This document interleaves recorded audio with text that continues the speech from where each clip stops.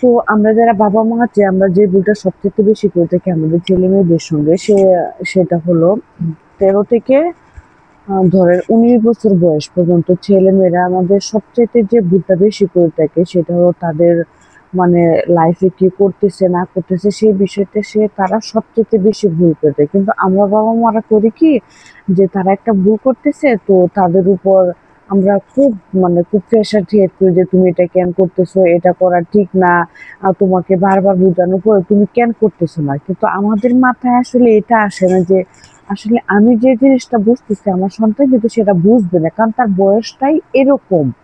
আমি তাকে যতই বোঝানোর চেষ্টা করি সে কোনোভাবে কিন্তু এটা বুঝবে না। আমাদের বাবা মার মাথায় ওই জিনিসটা তখন কোনোভাবেই কাজ করে, যার ফলে বেশিরভাগ আমাদের সন্তানেরাই, ছেলে বলেন মেয়ে বলেন, ওরা ভুল পথে চলে যায়, মাঝখানে পড়াশোনা ছেড়ে দেয়, পড়াশোনা নষ্ট হয়ে যায়। বিশেষ করে আজকালকার যুগে যেটা হচ্ছে যে ছেলেমেয়েরা যে ছেলে মেয়েকে নিয়ে পালিয়ে যাচ্ছে, মেয়ে ছেলেকে নিয়ে ফালায় যে বিয়ে করতেছে, এই জিনিসটা খুব বেশি ঘটতেছে।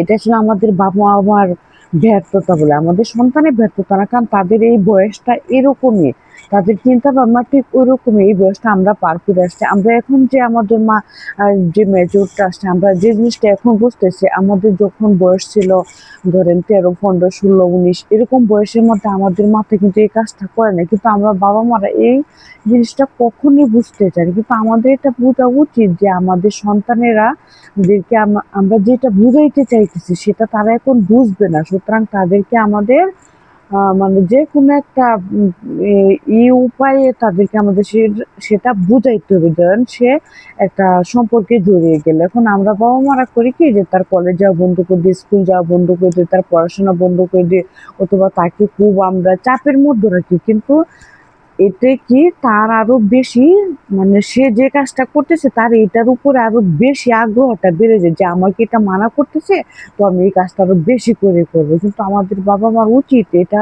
না করা, তাকে বোঝানোর মাধ্যমে, তাকে আমরা খেলাধুলার মাধ্যমে ধরেন যেইভাবে আমরা তাকে হাসির মাধ্যমে বোঝানো উচিত। যেমন ধরেন তাকে আপনি এটা বুঝাইতে পারেন যে তুমি যে কাজটা করতেছো হ্যাঁ সেটা ঠিক তোমার জন্য, কিন্তু তোমার সবার আগে তোমার পড়াশোনা, তোমার কেরিয়ার গড়তে হবে।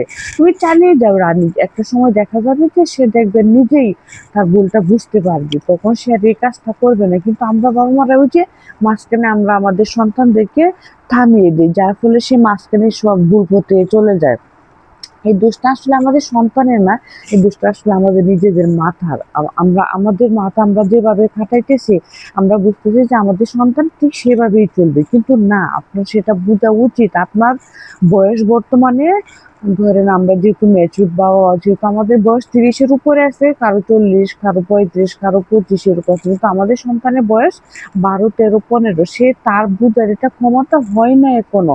তাহলে আপনি কেন তাকে এত বাড়তি চাপ দিচ্ছেন? আপনি যতই চাপ দেন না কেন, যতই বুঝাইতে চান না কেন, সে এটা বুঝবে না, কারণ তার বুঝার ক্ষমতা এটা হয় নাই।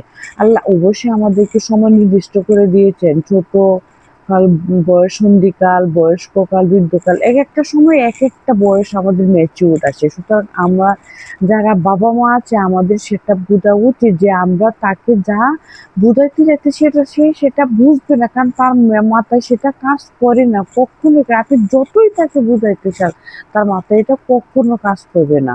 তা আমাদের বাবা উচিত তাকে বুদ্ধিমতো ভাবে, তাকে টেকনিক খাটিয়ে বুঝে তারপর আমাদের সন্তানদের ভালো পথে নিয়ে যাওয়া। এটা আমাদের সন্তানদের ভবিষ্যৎ উজ্জ্বল, রাগ না দেখিয়ে তাদেরকে ভালোবাসা থেকে টেকনিকের মাধ্যমে তাদেরকে বুঝাইতে হবে। আশা করি আপনারা বুঝতে পারছেন বিষয়টা। ধন্যবাদ সবাইকে।